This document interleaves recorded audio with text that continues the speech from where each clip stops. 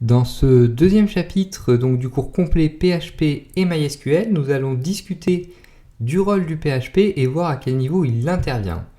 Alors PHP tout d'abord est l'abréviation en anglais de PHP Hypertext Preprocessor. Alors le premier P de PHP est en effet l'abréviation elle-même de PHP, une curiosité qui ne présente pas une grande importance pour nous ici, c'est juste marrant à savoir. Alors, à la différence des langages HTML et CSS qui s'exécutaient côté client, c'est-à-dire dans le navigateur même de vos visiteurs, le PHP va s'exécuter côté serveur. Donc nous allons expliquer cette notion par la suite, pas d'inquiétude. Pour l'instant, donc retenez que l'on va pouvoir, grâce au PHP, créer des sites dynamiques et interactifs. Par exemple, on va pouvoir charger une page différente pour chaque visiteur demandant l'accès à une URL.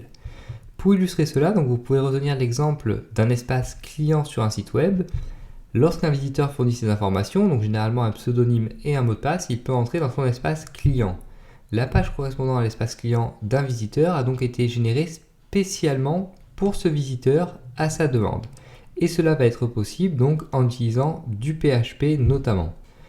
Pour cela, donc on distingue généralement deux sites de type internet, donc les sites statiques d'un côté et les sites dynamiques de l'autre côté. Les sites dits statiques se caractérisent par le fait qu'ils ne possèdent pas la capacité de s'adapter aux visiteurs.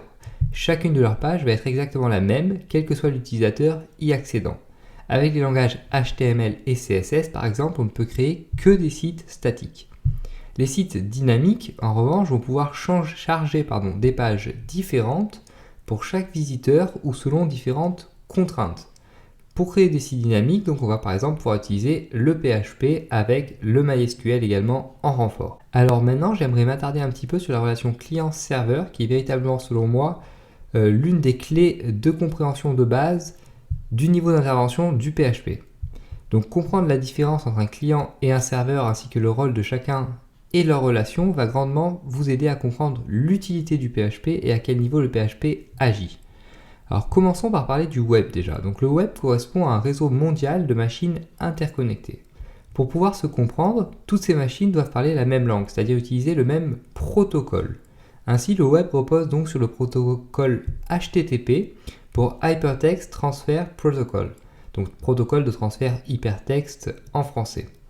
Pour utiliser le protocole HTTP, nous allons devoir passer par un navigateur web comme Chrome, Safari, etc. etc. Lorsque l'on demande à accéder à une page web, on passe ainsi par un navigateur et on utilise le protocole HTTP. Ce qui se passe est finalement assez simple. On commence par taper une adresse sous forme d'URL dans notre navigateur et lorsqu'on demande donc à accéder à une page web, on se place en qualité de client. Ensuite, le navigateur cherche où se trouve le serveur hébergeant la page demandée et pour cela, il va utiliser un service de DNS, donc Domain Name Server, qui sont des serveurs permettant d'associer un nom de domaine, donc pierre-giraud.com par exemple, à une adresse IP unique. Dès que cette adresse IP est trouvée, le navigateur web envoie une requête au serveur donc, qui correspond à l'IP, et en d'autres mots, il va demander au serveur de lui fournir la page web demandée. Donc lorsque le serveur reçoit la requête, il recherche immédiatement le ou les fichiers demandés, donc selon qu'il y ait des images dans la page ou d'autres types de médias, va récupérer leur contenu, puis va renvoyer tout cela au navigateur. Donc un serveur est une sorte de super ordinateur, si vous voulez, qui fonctionne 24 heures sur 24 et 7 jours sur 7, en théorie bien évidemment, et qui est beaucoup plus puissant que nos ordinateurs à nous. Un serveur donc dispose en plus de certains logiciels spécifiques et son rôle va être de stocker donc toutes sortes de médias qui composent les sites, des fichiers, des images, etc. et de les rendre accessibles pour tout utilisateur à n'importe quel moment où qu'il soit. Donc selon le type de fichier demandé par le client, que ce soit un fichier HTML ou un fichier PHP, le serveur ne va cependant pas procéder de la même manière.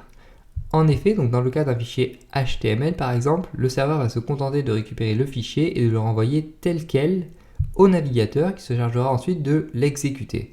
Et c'est pour cela donc que l'on dit que le HTML est un langage client-side, c'est-à-dire un langage qui s'exécute côté client, tout simplement car le serveur ne va exécuter aucune opération sur ce genre de fichier.